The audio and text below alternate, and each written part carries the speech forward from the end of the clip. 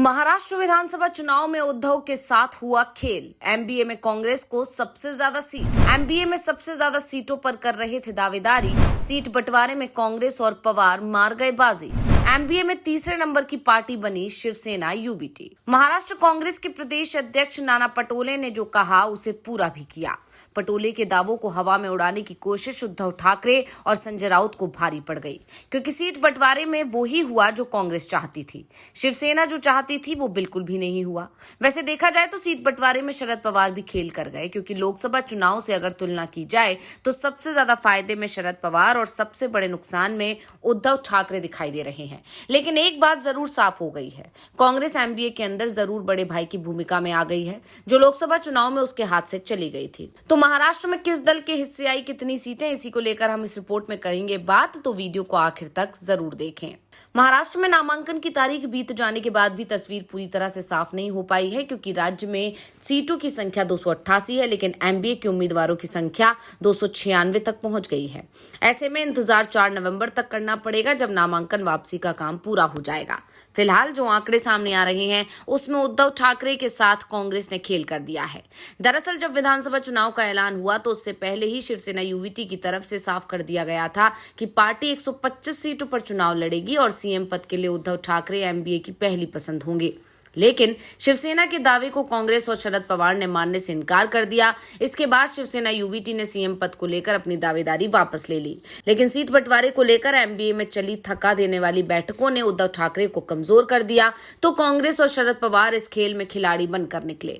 दरअसल अभी जो रिपोर्ट सामने आ रही है उसमें कांग्रेस ने 105 उम्मीदवार उतारे हैं, तो शरद पवार की एनसीपी ने 91, जबकि उद्धव ठाकरे की शिवसेना के 87 उम्मीदवार मैदान में हैं। वैसे संख्या जोड़ी जाए तो 283 होती है। 2 सीटें सपा को दी गई हैं, जबकि 11 सीटें ऐसी हैं जहां अभी सस्पेंस बना हुआ है, यानी उम्मीदवारों की संख्या 296 हो गई है। साफ है 8 सीटें ऐसी हैं जहां गठबंधन के उम्मीदवार ही आमने सामने आ गए हैं। ऐसे में 4 नवंबर तक का इंतजार करना होगा, उसके बाद ही तस्वीर पूरी तरह से साफ हो पाएगी। लेकिन एक बात जरूर साफ हो गई है कि महाविकास अघाड़ी गठबंधन में शिवसेना यूबीटी तीसरे नंबर पर पहुंच गई है, और ऐसा पहली बार है जब उद्धव ठाकरे की पार्टी 100 से कम सीटों पर चुनाव लड़ रही है। फिलहाल तो ये संख्या 90 के भी नीचे दिखाई दे रही है। इसके बाद कहा जा रहा है कि कांग्रेस ने उद्धव के साथ खेल कर दिया।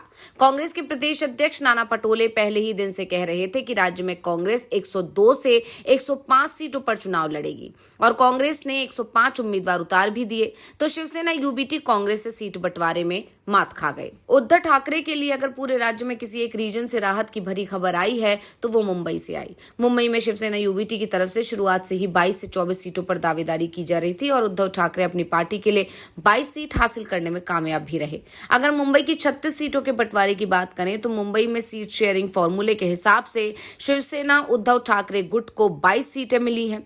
वहीं कांग्रेस के खाते में 10 सीटें दी गई हैं, और एनसीपी शरद चंद्र पवार गुट को 3 सीटें मिली हैं, और बची हुई 1 सीट समाजवादी पार्टी को दी गई है। यानी साफ है कि मुंबई को लेकर उद्धव शुरुआत से अड़े रहे और यहां उन्हें सबसे ज्यादा सीटें भी मिल गई, यानी मुंबई में उद्धव की बात मान ली गई। लेकिन महाराष्ट्र के बाकी के रीजन में उद्धव कमजोर दिखाई दिए। ऐसे में अब उद्धव ठाकरे के लिए सीएम पद को लेकर दावेदारी भी कमजोर पड़ती दिखाई दे रही है। दावा किया जा रहा है कि अगर महाविकास अघाड़ी की सरकार बनती है तो फिर सीएम कांग्रेस या एनसीपी शरद गुट का हो सकता है। उद्धव ठाकरे का तो नाम भी इस लिस्ट में नहीं है। शरद पवार की तरफ से तो इस बात के संकेत भी मिलने लगे हैं कि वो सीएम पद को लेकर इस बार पीछे नहीं हटेंगे। सीएम तो एनसीपी शरद पवार का ही बनेगा, ऐसा दावा किया जा रहा है। कांग्रेस ने तो पहले से ही दावा कर रखा है। पार्टी का कहना है कि जिस दल के पास ज्यादा विधायक हो, बहुमत मिलने की सूरत में उसका ही सीएम होना चाहिए। यानी सीएम पद की दौड़ में उद्धव ठाकरे पिछड़ते हुए दिखाई दे रहे हैं। इस बार ये भी साफ हो गया है कि उद्धव ठाकरे के उम्मीदवारों के सामने ज्यादातर सीटों पर शिवसेना शिंदे गुट का उम्मीदवार है। ऐसे में मुकाबला बेहद दिलचस्प होना तय माना जा रहा है। सिर्फ मुंबई रीजन में उद्धव की पार्टी के सामने अधिकांश सीटों पर बीजेपी के उम्मीदवार हैं। वैसे अभी महाराष्ट्र विधानसभा चुनाव में तस्वीर पूरी तरह से साफ नहीं हो पाई है। नामांकन वापस लेने की अंतिम तारीख 4 नवंबर तक है। ऐसे में तस्वीर 4 नवंबर के बाद ही साफ हो पाएगी।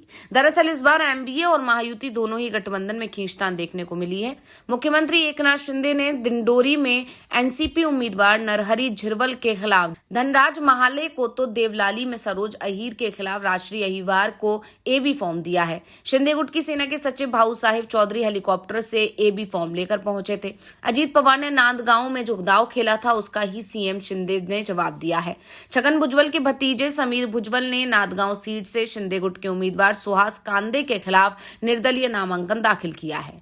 बदले में शिंदे ने 4 सीटों पर जहां एनसीपी का उम्मीदवार है वहां अपना उम्मीदवार उतार दिया है। वैसे सीटों को लेकर खींचतान एमबीए में भी मची हुई है। महाविकास अघाड़ी के घटक दल कांग्रेस और एनसीपी के बीच पंढरपुर सीट पर खींचतान जारी है। शरद गुट ने इस सीट से अनिल सावंत और कांग्रेस ने भागीरथ भालके को टिकट दिया है। परंडा विधानसभा सीट पर शिवसेना से रणजीत पाटिल और एनसीपी से राहुल मोटे से उम्मीदवार हैं। कांग्रेस के नेता दिलीप माने ने सोलापुर दक्षिण सीट से निर्दलीय ताल ठोक दिया, जहां उद्धव गुट से अमर पाटिल चुनाव लड़ रहे हैं। वैसे टकराव दोनों ही गठबंधन में दिख रहा है। ऐसे में जो गठबंधन 4 नवंबर से पहले इस टकराव से बचने का रास्ता तलाश लेता है वो फायदे में होगा, नहीं तो पूरे गठबंधन को ही नुकसान होगा। फिलहाल एक बात तो साफ हो गई है कि महायुति गठबंधन में बीजेपी को सबसे ज्यादा सीट मिली है, तो एमबीए गठबंधन में कांग्रेस सबसे ज्यादा सीटों पर चुनाव लड़ रही है।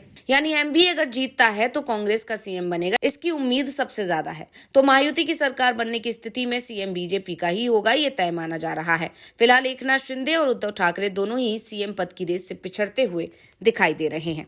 यानी देखा जाए तो उद्धव के साथ और शिवसेना शिंदे के साथ दोनों के साथ खेल हो गया है। और एक तरह से देखा जाए तो कहा जा सकता है कि जिस तरह से शिवसेना बटी, तो अब ये माना जा रहा है कि जो ये दल हैं, चाहे वो एमबीए हो चाहे वो एनडीए हो, दोनों ही शिवसेना का अस्तित्व खत्म करने पर जुटे हुए हैं। अब देखना होगा कि शिंदे अपना अस्तित्व बचा पाते हैं या नहीं, वहीं दूसरी तरफ उद्धव अपना अस्तित्व बचा पाते हैं या नहीं। वहीं इसके बाद जब चुनाव के नतीजे आएंगे तब शिंदे गुट और उद्धव गुट क्या करेंगे, क्या एक बार फिर ये दोनों दल एक साथ आने पर विचार करेंगे इस विधानसभा चुनाव में अपना हाल देखने के बाद। ये तमाम सवाल इस समय सियासी गलियारों में खड़े हो गए हैं। लेकिन देखने वाली बात यही है कि एमबीए में भी उद्धव गुट के साथ खेला हो गया है, जबकि इससे पहले कांग्रेस के प्रभारी का बयान ये आया था कि उन्होंने सभी दलों को बराबरी का हिस्सा दिया है। उन्होंने बीजेपी पर निशाना साधते हुए ये भी कहा था कि बीजेपी ने शिंदे गुट और अजीत गुट के साथ धोखा किया है और उन्हें खत्म करने की कोशिश की है।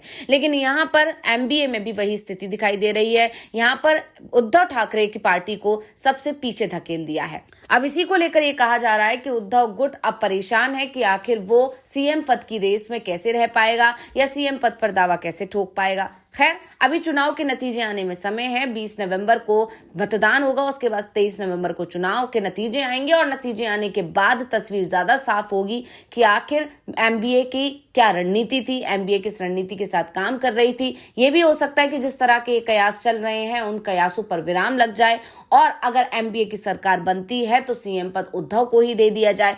इतनी जल्दी कुछ भी कह पाना अभी मुश्किल है, लेकिन फिलहाल जो स्थिति है उसने कई सवाल खड़े कर दिए हैं। तो ये जानकारी आपको कैसी लगी, हमें कमेंट करके अपनी राय जरूर दीजिएगा। इसी के साथ वीडियो को लाइक करें, वीडियो को शेयर करें और चैनल को सब्सक्राइब करना ना भूलें। धन्यवाद।